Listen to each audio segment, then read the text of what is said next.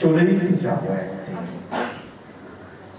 চলেই তো যাবো একদিন, যেতে যখন হবে তবে আর শহরে কেন, চলে যাবো পিতৃভিটায়, আমাদের সেই গ্রামের বাড়িতে। ওখানে আমি শুয়ে থাকবো সাদা বিছানায় একা, একেবারেই একা। শহরের হাসপাতালেও আমি থাকতে পারতাম, কিন্তু না, আমার তো এরকম কোনো ইচ্ছে নেই। চলে যাব গ্রামের বাড়িতে, পিতার সেই টিনের ঘরে। টিনের ঘর বলেই ভালো, দক্ষিণের বাতাস ছুটে আসবে আমার দিকে, সেই বাতাসে থাকবে কৃষকের ঘামের গন্ধ, থাকবে লাউ, চিচিঙ্গা, বরবটি, আলু, শিম, ধনে পাতা ঘ্রাণ।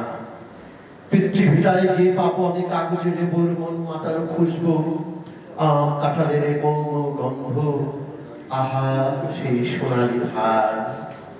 গরুর গোয়াল ঘর, প্রশস্ত উঠোন, পুকুরের জল, অশ্বত্থের ডালে বসে থাকবে সোনালি চিল।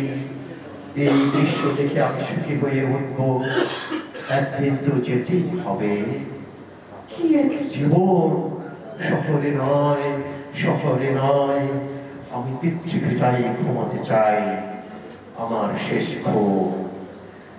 হরতকি দেবদারু, আমলকি গাছের পাতায়, গঙ্গা পড়ে, মাছরাঙা দোয়েলের শীর্ষণে আমি তন্ময় হয়ে থাকবো। তারপর সুখের নিদ্রা হবে, ঘুমে যাব আমি চিরতরে সে টিনের ঘরে। বাতাস আসবে তাল গাছ থেকে, বাতাস আসবে খেজুর বৃক্ষ থেকে, হিমেল বাতাস আসবে নিম পাতার ফাঁক গলে। বাতাসে বাতাসে মিশে মিশে যাব, আর বাতাস তখন আমাকে কানে কানে বলবে বিদায়। এই এক জীবন, কি এক জীবন, চলেই তো যাবো একদিন। সূর্য যখন হেলে পড়বে পশ্চিমে, রাত্রি অন্ধকারে আজরাইল দিবে অসংখ্য সংকেত, আমি যেন শুনতে পাবো এক রহস্যময় মৃত্যুর খবর।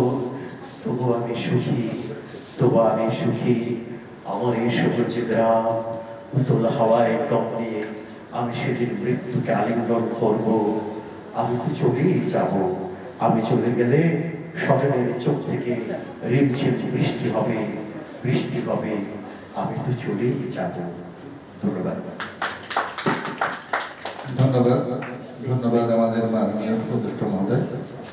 উপদেষ্টা মহোদয়ের কবিতা শুনে আমরা কিছু সময়ের জন্য আমাদের ছেলেবেলার দিকে ফিরে গেছি। আমরা এখানে যারা এই বয়সে আছি 50 ঊর্ধ্ব, তাদের সবারই প্রায় সবারই বেড়ে ওঠা গ্রামে, গ্রামের খোলা মাঠ,